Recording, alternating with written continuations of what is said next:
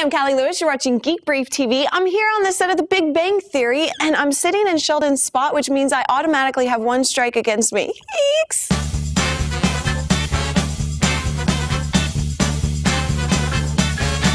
This is Bill Prady, the co-creator of The Big Bang, and, this is one of my favorite shows on TV, but I keep having this conversation with viewers of mine who won't give it a try because they think that it's stereotyping geeks, but you don't do that.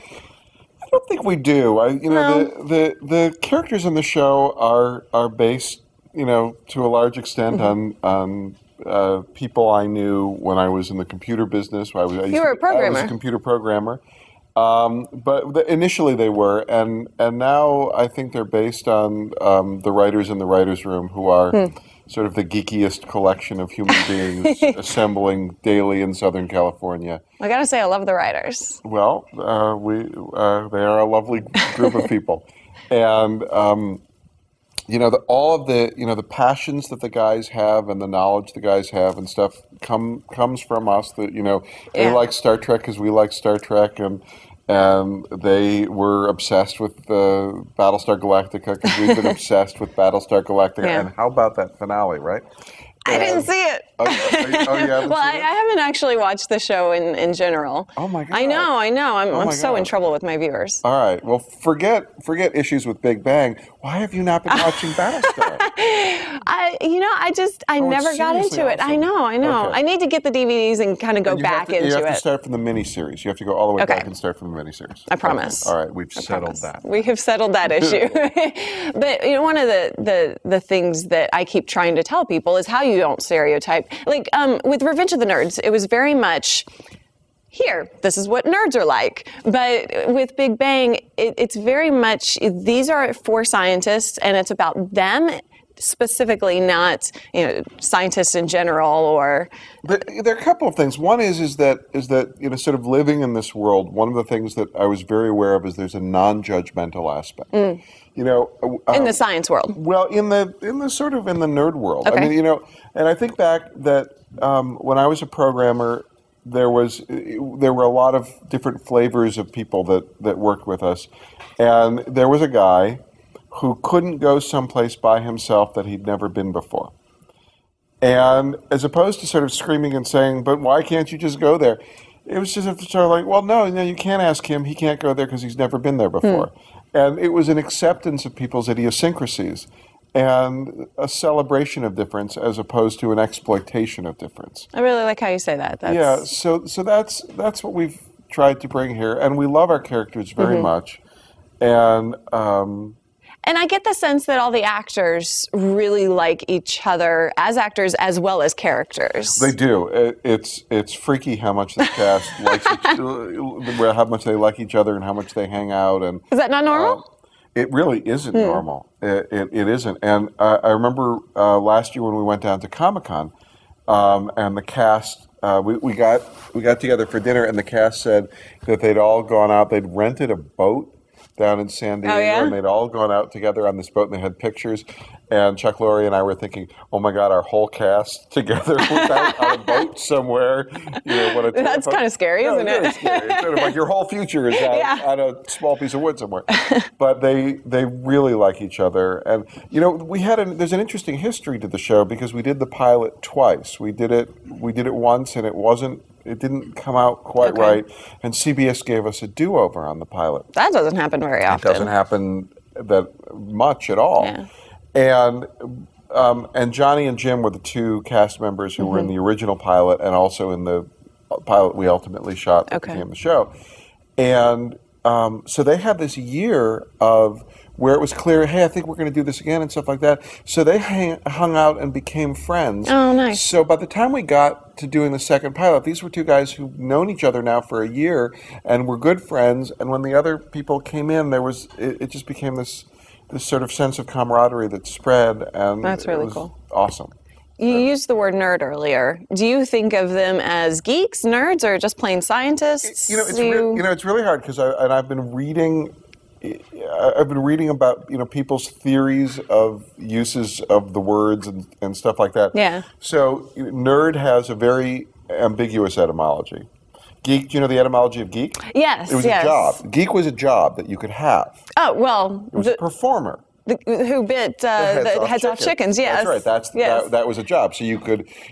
I don't think I knew that it was a job, but I knew that somebody. It was a circus. It was a circus sideshow. Okay. Job. So you might be, there's the bearded lady, and then there's the geek. I mean, it wasn't just biting the heads off chickens. It was doing odd, extreme things. Okay. And so I think it became, it's one of those words that survives only as a metaphor, that doesn't survive. Sure. Because people, what do you want to be when you grow up? Well, I'm thinking about geek, and and you have to raise chickens. It's very hard.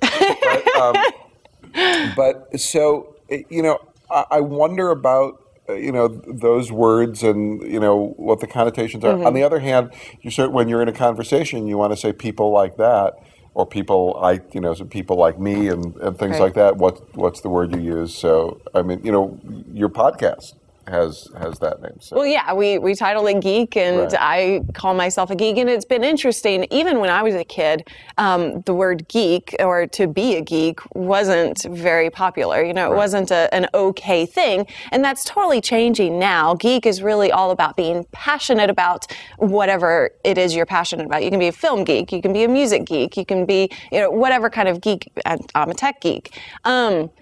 And I'm seeing that word kind of change. I haven't seen nerd really change. It kind of seems to still have the same stigma. Nerd is still, you get thrown into your locker and yeah, stuff exactly. like that. It still has that. Except, but there's also, I mean, as we move into, what is clearly a nerdocratic society. I mean, you look at the result of the information age, which we clearly live in, is that people who are skilled at manipulating information. Yeah. Or the technology that manipulates information become the ruling class. Totally. This is why it's Bill Gates and Steve Jobs' world, and we just live in it. Yeah, it was funny because I'm really realizing that people are accepting people being geeks. I was on the set of a morning show the other day. I was doing an interview, and he said, well, it's good that people are geeks now. And coming from just a morning show reporter, I was shocked to hear that come out of his mouth, because I never really got that feeling that people in the industry kind of accept geeks. Well, it's interesting because the essence of what we do on the show, the underlying theme of the show is everybody is an outsider. But everybody is. Everybody is, absolutely. Everybody has the feeling that somebody else, someone they know, has things better understood, more together, it gets it better, knows how to move through the world better, understands things better than they do. Mm-hmm.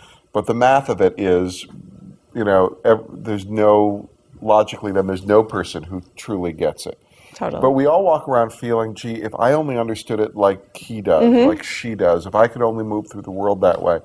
And when we started, the shows, what if you were as bright, what if you were axiomatically intelligent, the most intelligent person, and still, you couldn't find your way through the world. Still have issues, like everybody does. There's an interesting thing, which is that, if you think about it, intelligence gives you no advantage socially. It gives you an advantage in working a crossword puzzle. But being particularly bright doesn't give you any advantage romantically, kind of sets you back. Socially. It might set you back and things. And it's very frustrating because if you're bright, you think it ought to. Mm-hmm. I don't understand because, I can read a map faster than other people. So how come I can't negotiate this party better than other people? Yeah. And it's, there's a certain dynamic to it, absolutely. Yeah, so that's a big theme that we talk about. A lot of people think that I would relate better to Penny because I do the show, I'm outgoing, but in reality, I relate more to Leonard because as a kid, that's who I was. Or all of them. I have parts of me in all of them, but I was the shy kid that hung out with the smart kids, and I couldn't navigate my way around. So who do you most relate to? Or do you feel that way? No, it's interesting because I relate to all the characters very much, and I you know, all of us who write the show find our own path into the show because Absolutely. you have to find, so that you can write the characters, you have to find a connection to the characters.